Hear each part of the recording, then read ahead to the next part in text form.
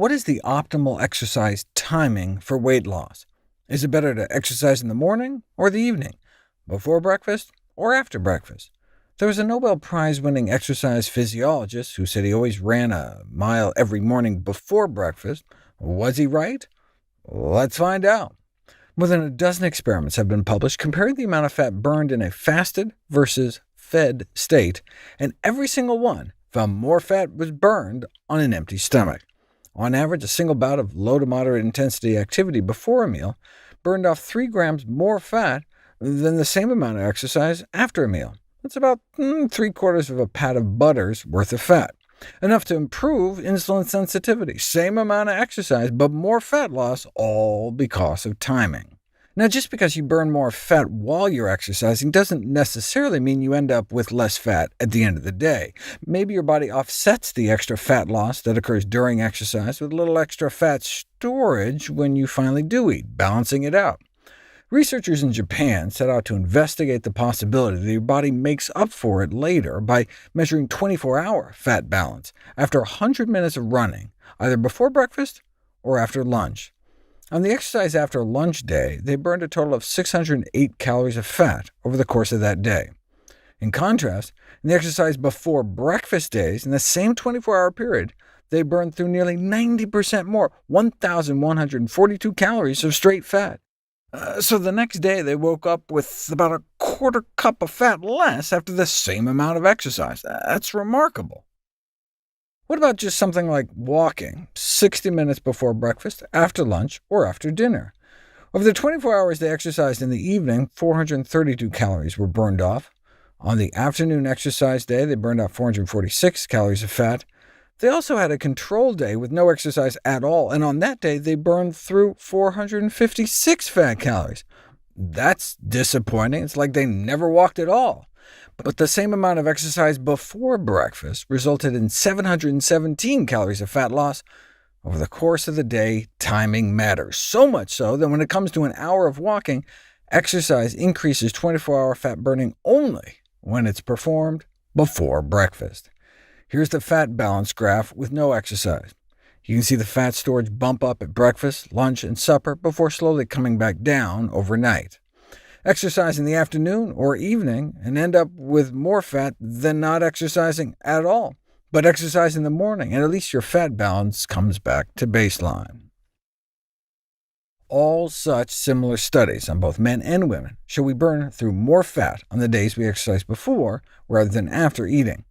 After reading the chronobiology chapter, though, or watching my chronobiology videos, an alternative explanation may spring to mind. Maybe it's just a morning thing. Maybe it has nothing to do with meals, and your circadian rhythm is just dictating the difference. No, exercising in the morning after breakfast appears no better than exercising in the evening after dinner. And exercising before breakfast works better than immediately after breakfast, both still in the morning. It really does seem to be a pre- versus post-meal effect. But why? Carbohydrate is the preferred fuel of the body. When you eat sugars or starches, they get broken down and converted into blood sugar. After a meal, blood sugars rise, and your muscles are quick to snatch it up for fuel without having to rely much on your energy stores. If you instead take a siesta and your muscles have no immediate need for energy, the excess blood sugar from a meal can be stored in our muscles in the form of glycogen for later use. Glycogen is just a bunch of blood sugar molecules strung together into a mass of branches that can be broken off and used for quick bursts of energy anytime we need them. If you exercise after a meal, your muscles can siphon off some of the extra blood sugar floating around for energy. Before a meal, your muscles have to instead resort to dipping into your energy stores and end up burning mostly a combination of glycogen and fat. That explains why you burn more fat during fasted exercise, but what about all the extra fat burned throughout the rest of the day? Glycogen is more than a store. Glycogen isn't just an energy reserve, but acts as a sensor capable of activating metabolic pathways. Exercising before breakfast can exhaust as much as 18% of your glycogen stores, and that depletion can act as a powerful rallying cry to your fatty tissues to start pulling more of their own weight by breaking down more fat. The lower glycogen stores fall, the greater the sustained 24-hour fat loss. How long do you have to go without food in order to trigger this effect? 6 hours may be sufficient, so it doesn't have to be before breakfast.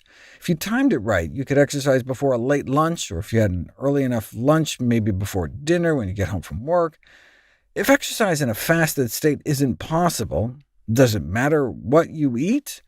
Insulin release after a meal appears to play a critical role in suppressing fat breakdown, explaining why lower glycemic foods, in this case muesli versus cornflakes, can have less of an effect.